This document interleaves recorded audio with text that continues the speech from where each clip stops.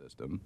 Begin by inspecting both arms from the fingertips to the shoulders. And turn them over. Note areas of edema, discoloration, rashes, scars, and changes in skin texture. None are seen here. Also note hair distribution and venous patterns. Assess the skin temperature of the hands and lower arms with the sensitive backs of your fingers, comparing both sides. If you detect unusual coolness or temperature differences, check further up the arms. Next, palpate the radial pulses and compare their amplitudes. If you suspect arterial insufficiency in an arm or hand, feel for the ulnar pulse.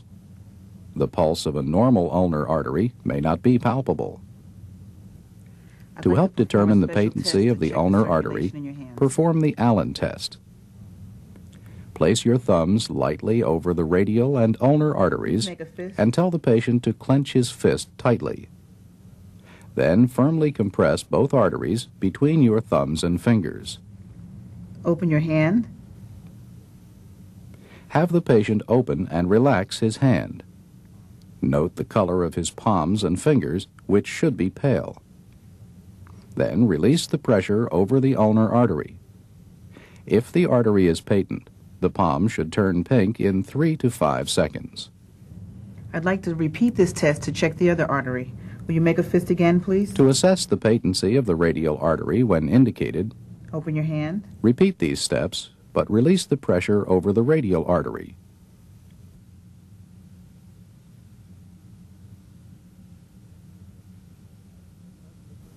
Next, assess the brachial pulse. Flex the patient's elbow slightly. Then, with the thumb of your opposite hand, palpate the pulse at the antecubital crease, just medial to the biceps tendon. Then try to feel the epitrochlear node. With the patient's elbow somewhat flexed and the forearms supported by your hand, feel in the groove between the biceps and triceps muscles about 3 centimeters above the medial epicondyle.